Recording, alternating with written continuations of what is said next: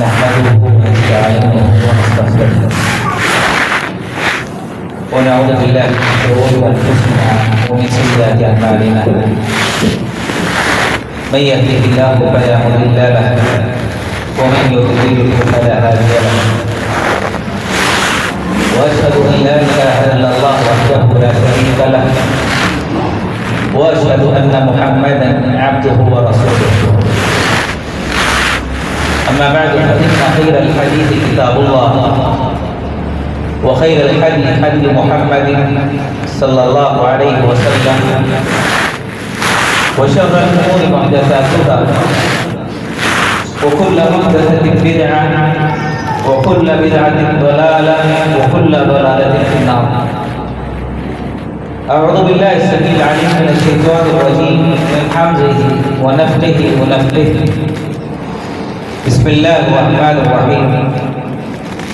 كافها يا عين صاد ذكر رحمة ربك عبده زكريا إذ نادى ربه نداء خفيا قال إني وعن العهد مني واشتعل الرأس شيبا ولم أكن بدعائك ربي شقيا رب اشرح لي صدري ويسر لي أمري واحلل عقدة من لساني يفقهوا قولي. اور قسم کی حمد و ثنا تعریف اور توصیف بزرگی اور بڑائی رب العالمین کے لیے تو دونوں جہانوں کا خالق اور مالک. درود اور سلام ہو ہم سب کے نبی سید الاولین والآخرین شفیع المذنبین محمد رسول اللہ صلی اللہ علیہ وسلم کی ذات مبارکہ پر صلوات ربی و سلامہ و برکاتہ علیہ. برادران اسلام، اللہ تعالی انسان کو بے شمار نعمتوں سے نوازا ہے اور اتنی نعمتیں ہیں کہ اگر انسان ان نعمتوں کو شمار کرنا چاہے، گننا چاہے، شمار نہیں کر سکتا. اسی لیے رب کریم نے فرمایا وَإِن تَعُدُّوا نِعْمَةَ اللَّهِ لَا تُحْصُوهَا کہ اگر تم اللہ کی نعمتوں کو شمار کرنا چاہو، گننا چاہو، تو رب نے فرمایا کہ تم گن نہیں سکتے، شمار نہیں کر سکتے. اتنی نعمتیں اللہ نے ایک انسان کو عطا کی. انہی نعمتوں میں سے ایک عظیم نعمت جو اللہ تعالیٰ انسان کو عطا کرتا ہے، دیتا ہے، وہ اولاد کی نعمت. انسان اولاد سے محروم ہو تو ایک بڑی نعمت سے وہ محروم ہوتا ہے، اور اگر اللہ کسی کو اس نعمت سے محروم ہوتا ہے یا محروم رکھتا ہے تو اسی کو پتہ ہوتا ہے کہ وہ کتنی بڑی نعمت سے محروم ہے. اولاد کا ہونا ایک اللہ کی عظیم نعمت ہے، ایک بڑی نعمت ہے. اسی لیے آپ دیکھتے ہیں کہ جب بھی کوئی انسان اس سے محروم ہوتا ہے آپ اس سے اس کی رغبت پوچھیں، اس کی تمنا پوچھیں کہ کس چیز کی تمہیں تمنا ہے تو وہ جواب دے گا کہ میں اولاد ہوں. اس لیے کہ اس نعمت سے میں محروم ہوں، اللہ نے مجھے محروم کر دیا. یہ صرف انسانوں کے ساتھ نہیں بلکہ انبیاء کے ساتھ. انبیاء علیہ السلام کو اللہ نے جب اولاد سے محروم رکھا تو وہ بھی اولاد کی تمنا کرتے، اولاد کی خواہش کرتے. اللہ تعالیٰ نے سورہ مریم کی ابتدائی آیتیں جو میں نے آپ کے سامنے تلاوت کی، ان آیات میں اللہ نے زکریا علیہ السلام کا واقعہ بیان کیا، اس کی طرف اشارہ کیا. ذکر رحمت ربک عبدہ زکریا، یاد کیجیے اللہ کی اس رحمت کو جو اللہ نے زکریا علیہ السلام کو ذکر رحمت رب، یہ تمہارے رب کی رحمت کا تذکرہ ہے جو اللہ نے زکریا علیہ السلام کو عطا کیا۔ کون سی رحمت، کون سی نعمت، کس رحمت کا اللہ نے ذکر کیا؟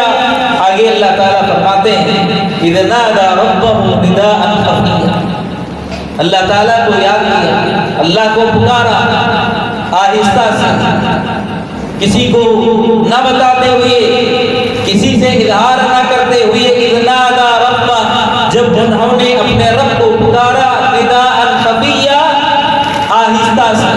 اور اللہ آہستہ سے جو انسان پکارتا ہے اس کی پکار کو سنتا ہے، اس کی پکار کو اللہ سنتا ہے، اس کی دعا کو قبول کرتا ہے۔ زکریا علیہ السلام نے دعا کیا، اللہ سے مانگا کہ اللہ بڑھاپے کی عمر کو پہنچ چکا ہوں، میں بوڑھا ہو چکا ہوں، ہڈیاں کمزور ہو چکی ہیں، بال پک چکے ہیں، لیکن مجھے اولاد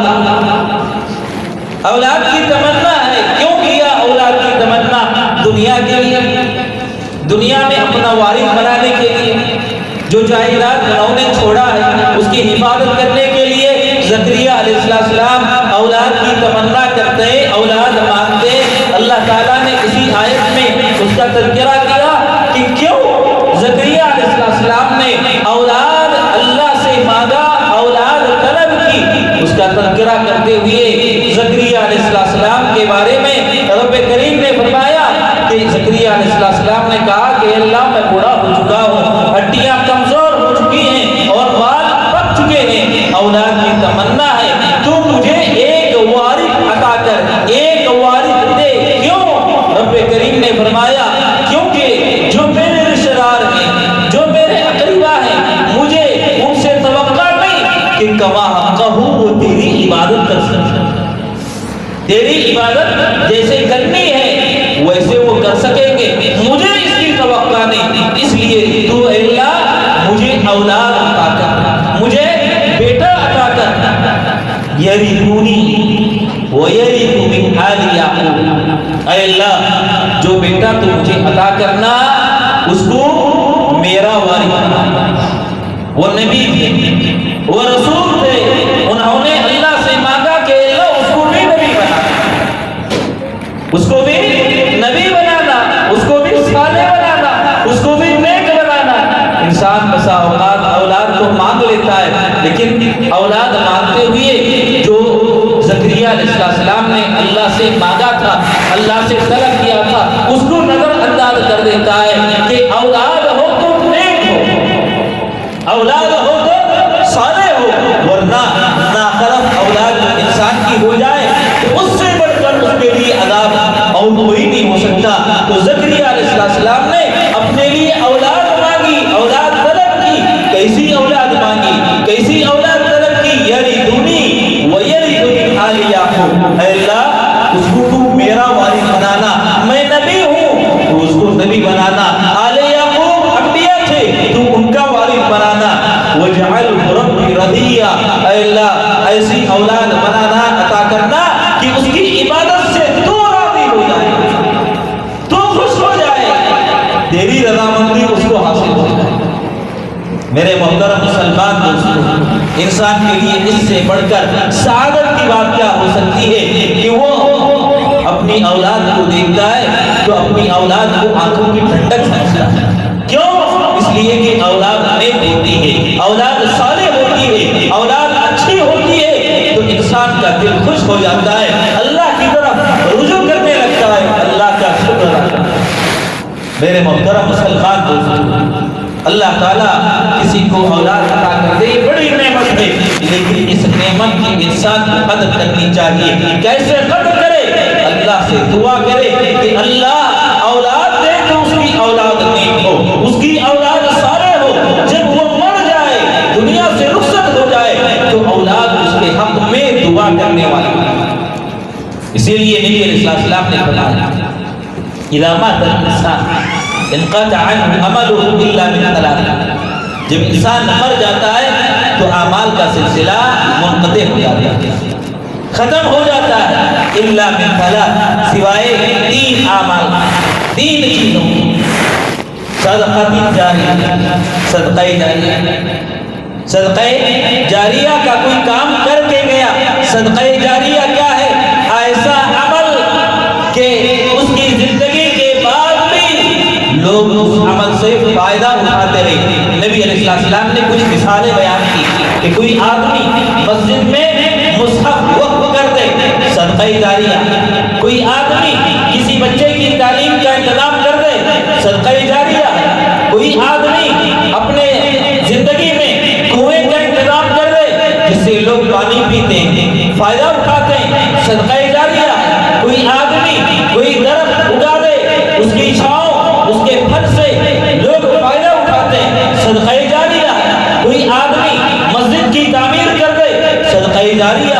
نبی علیہ السلام نے بہت ساری مثالیں بیان کی۔ اگر کوئی آدمی مرتا ہے، مرنے کے بعد اعمال کا سلسلہ منقطع ہو جاتا ہے، ختم ہو جاتا ہے، سوائے 3 کے۔ سب سے پہلی چیز صدقہ جاریہ، جو آدمی اپنی زندگی میں کر کے جاتا ہے ایسا عمل کہ اس کے بعد بھی اس سے لوگ فائدہ اٹھائیں، اس عمل کا ثواب اللہ تعالیٰ قبر میں عطا کرتا ہے۔ نبی علیہ السلام نے دوسری چیز بیان کی، او علم ينتفع، ایسا علم اس نے پھیلایا جس سے فائدہ اٹھاتے ہیں، اس علم سے اس کی زندگی کے بعد لوگ فائدہ اٹھاتے ہیں، اللہ اس کا ثواب قبر میں بھی اس کو عطا کرتا ہے۔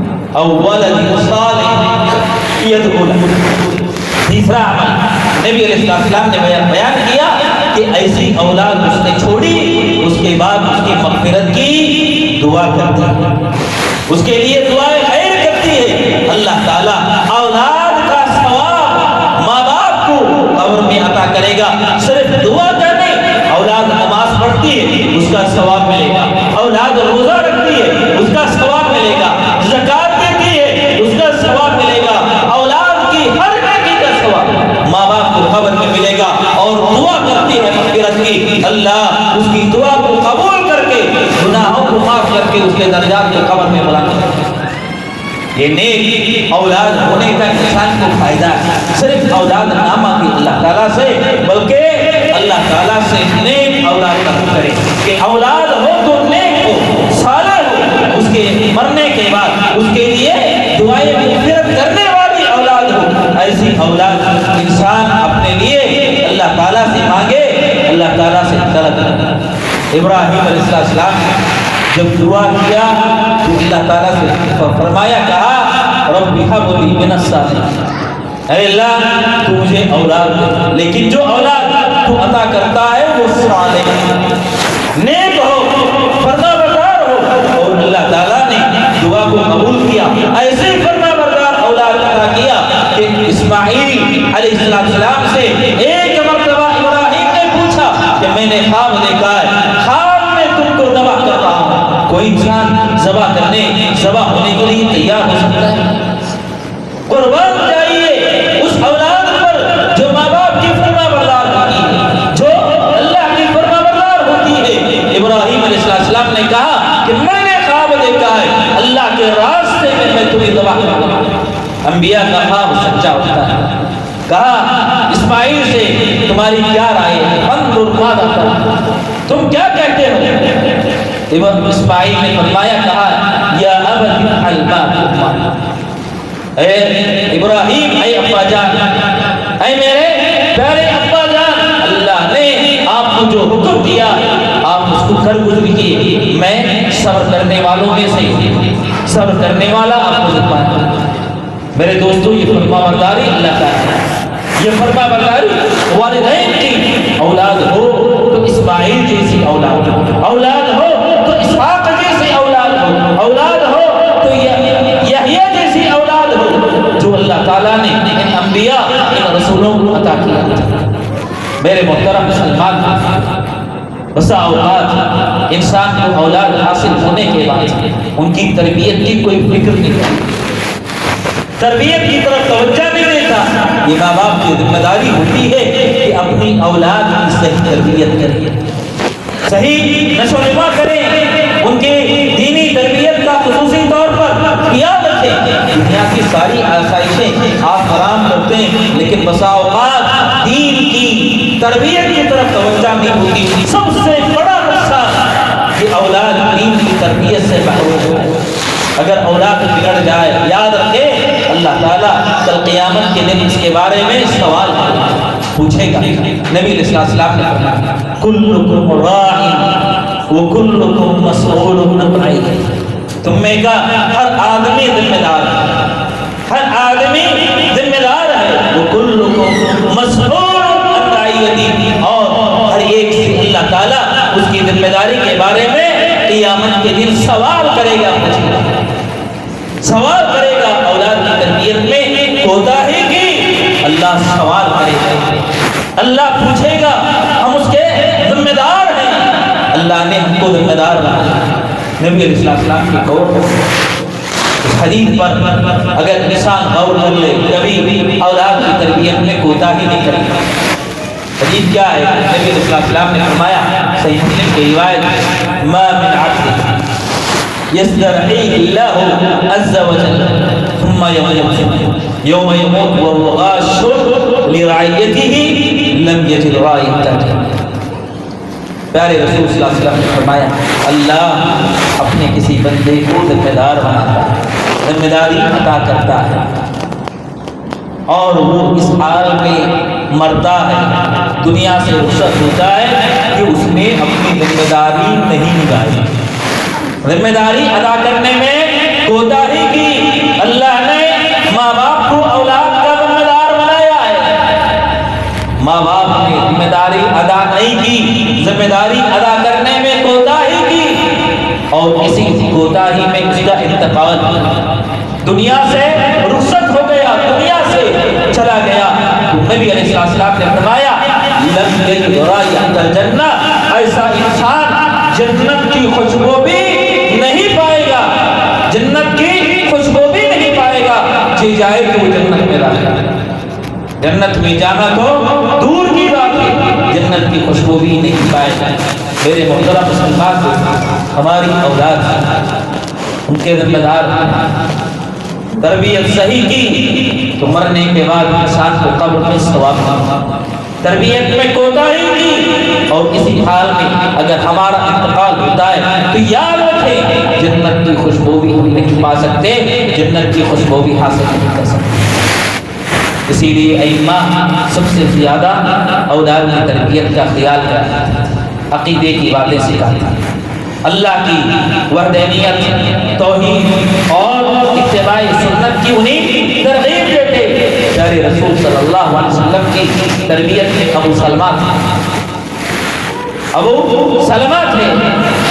اللہ کے نبی علیہ السلام کے سامنے ایک مرتبہ کھانے کے لیے بیٹھے، تربیت کے انداز نبی علیہ السلام نے اولاد کی تربیت کیسے کی، کتنے پیار سے، کتنے اچھے انداز میں کھانے کے لیے بیٹھے، بچے کا ہاتھ برتن میں ادھر ادھر چاروں طرف گھوم رہا ہے، جبکہ سنت یہ ہے انسان کھانا کھائے تو اپنے قریب سے، اپنے قریب سے کھائے۔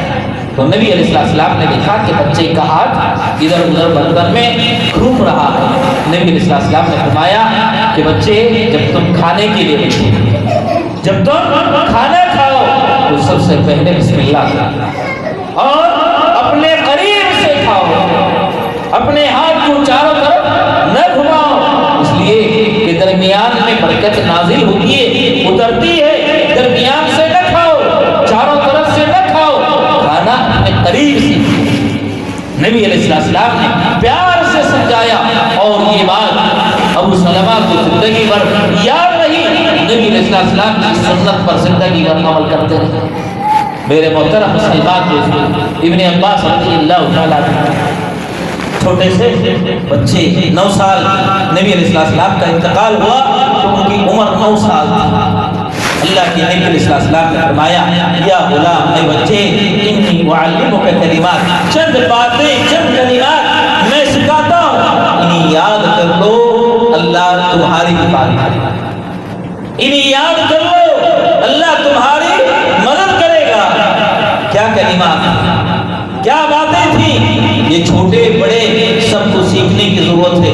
اذا سألت فاسأل اللہ، جب تم سوال کرو تو اللہ سے سوال کرو، جب مانگو تو اللہ سے مانگو.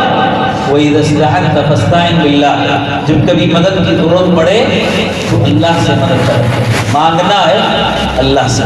کس کو سکھا رہے ہیں؟ چھوٹے بچے، چھوٹے بچوں کو توحید کی تعلیم دی. میرے دوستو، چھوٹی بڑی ضرورت کی ہر چیز مانگنی ہو تو انسان اللہ سے مانگے. یہی تربیت کا اثر تھا کہ صحابہ بڑے ہونے کے بعد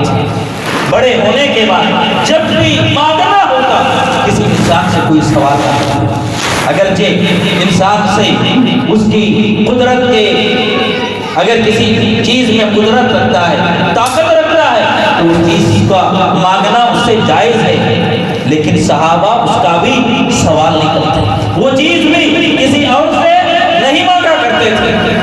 صحیح مسلم کی ایک اور روایت کہ صحابہ گھوڑے پہ سوار جا رہے ہیں، گھوڑے سے جاتے ہوئے ہاتھ میں گھوڑا ہے، گھوڑا نیچے گر جاتا ہے. صحابی چاہتے تو نیچے چلنے والے صحابہ سے کہہ سکتے تھے کہ گھوڑا اٹھا کر دے، گھوڑا مجھے تھما دو، لیکن صحابی اپنا گھوڑا اٹھا نیچے اترتے، گھوڑا اٹھاتے سے گھوڑے پر سوار ہوا. جو صحابہ نیچے تھے ان میں سے ایک صحابی نے سوال کر دیا، اگر آپ ہم سے کہتے تو ہم گھوڑا اٹھا کر آپ کو نیچے سے تھما دیتے. اتنی تکلیف اٹھانے کی آپ کو ضرورت پیش نہ آتی کہ گھوڑے سے نیچے اترے، گھوڑا اٹھائیں پھر دوبارہ سوار ہو، ضرورت پیش نہ آتی. ہم سے کہتے ہم گھوڑا اٹھا جاتے. صحابی فرماتے ہیں، کہتے ہیں کہ میرے خلیل محمد رسول اللہ صلی اللہ علیہ وسلم نے مجھے وصیت کی. کس چیز کی وصیت؟ کہا کہ دنیا میں کبھی کسی انسان سے کوئی سوال نہ کرو، کوئی چیز نہ مانگو، کوئی سوال نہ کرو. نبی علیہ السلام کی، میرے خلیل کی وصیت پر میں عمل کروں. حالانکہ سوال کرنا جائز ہے. میرے محترم مسلمان غور کیجیے، جو جائز چیزیں صحابہ وہ بھی نہیں مانتے، اس کا بھی سوال نہیں کرتے. جائے ناجائز چیزوں کا انسانوں سے سوال، اولاد مانگنا، کسی سے رزق مانگنا، کسی سے شفا مانگنا، کسی سے نظر مانگنا، یہ ساری چیزیں رب کے ساتھ خاص ہیں. اللہ کو چھوڑ کر کسی اور سے سوال کرتا ہے، مانگتا ہے، بسا اوقات اسلام سے نکل کر شرک میں، کفر میں داخل ہوتا ہے. اذا سألت فاسأل اللہ. نبی علیہ السلام نے سکھایا کہ بچے جب مانگنا ہے تو اللہ سے مانگو، مدد طلب کرنا ہے اللہ سے مدد طلب کرو. وَعْلَمْ، جان لو ساری دنیا کے لوگ جو تمہارے خلاف اکٹھا ہو جاتے ہیں، تمہیں نقصان پہنچانا چاہتے ہیں، رب کریم تمہیں نقصان نہیں پہنچانا چاہتا. دنیا کے سارے انسان مل کر بھی تمہیں نقصان نہیں پہنچا سکتے. دنیا کے سارے لوگ مل کر تمہیں فائدہ پہنچانا چاہتے ہیں. اللہ تمہاری تقدیر میں فائدہ نہیں لکھا ہے، فائدہ نہیں پہنچانا چاہتا. دنیا کے سارے انسان مل کر بھی تمہیں فائدہ نہیں پہنچا سکتے. اسی لیے بھروسہ اللہ کی ذات پر کرو، اللہ پر توکل کرو، اللہ سے مانگو، اللہ سے مدد طلب کرو. یہ چیزیں ہمیں بچوں کو بتانے کی ہیں، بچوں کو سکھانے کی ہیں، ان کی تربیت کرنے کی ہیں. ایک اور بات بیان کر کے میں اپنی بات کو ختم کروں گا. میرے محترم مسلمان دوستو، سب سے بڑا افسوسناک پہلو جس میں کوتاہی ہوئی ہے بہت سارے مسلمانوں سے کہ بچوں کو قرآن کی تلاوت، قرآن کو یاد دلانے میں بسا اوقات کوتاہی کرتے ہیں. بہت سارے جوانی کی عمر کو پہنچ جاتا ہے، قرآن کی تلاوت نہیں آتی، قرآن کی صورتیں یاد نہیں، 2-3 صورتیں جو سنتا آیا تھا وہی اس سے بڑھ کر انسان میں کچھ یاد نہیں. آپ نے کبھی سوچا بچہ دنیا کا مالک نہیں تھا، گھر نہیں تھا، جائیداد نہیں تھی، جوان ہو گیا تو جائیداد آ گئی، گھر کا مالک بن گیا، بیوی زندگی میں آ گئی، رشتہ دار داخل ہو گئے، دن بدن مال میں، دنیا کے امور میں ترقی ہوتے گئی. بچپن بچپن سے جوانی تک آتے ہوئے بہت ساری جائیداد اس نے حاصل کر لیا، لیکن قرآن مجید کے بارے میں کیا وہ کہہ سکتا ہے؟ جو صورتیں یا جوانی کی عمر تک بسا اوقات وہ بھی بھول گیا، کیا قرآن کی صورتوں کو یاد کرنے میں اضافہ ہوا؟ جائیداد میں اضافہ جس طرح ہوا ہے، کیا قرآن کے یاد کرنے میں ویسے اضافہ ہوا؟ اولاد میں اضافہ ہوا، بیوی بچوں میں اضافہ ہوا، عمارتوں میں اضافہ ہوا، تجارت بڑھ گئی، لیکن زندگی گزرنے کے ساتھ ساتھ جو بچپن میں صورتیں یاد تھی بسا اوقات وہی صورتیں یاد ہیں، اور کبھی ایسا بھی ہوتا ہے کہ وہ صورتیں بھی بھول گئی، کبھی ان میں اضافہ ہوا۔ انسان سوچے کہ بچوں کو صحیح قرآن مجید کی تعلیم دینے کی کوشش کریں، کم سے کم 5 پارے بچے اپنی زندگی میں یاد کر لیں، حفظ کر لیں، یہ ہر مسلمان کو کوشش کرنی چاہیے۔ اس میں کسی قسم کی کوتاہی اگر کرتا ہے تو اللہ تعالیٰ کے پاس انسان جواب دے گا، اور رب کریم سے دعا ہے کہ اللہ تعالیٰ تمام مسلمانوں کو اپنے بچوں کی صحیح انداز میں تربیت کرنے کی توفیق عطا فرمائے، اور جب تک اللہ تعالیٰ زندہ رکھے ایمان والا اسلام والا بنا کر زندہ رکھے، اللہ اس میں خاتمہ نصیب فرمائے، سوء خاتمہ سے بچائے، جنت میں جگا دے، جہنم و قبر کے عذاب سے بچائے، آمین۔ دعا دعوانا الحمدللہ۔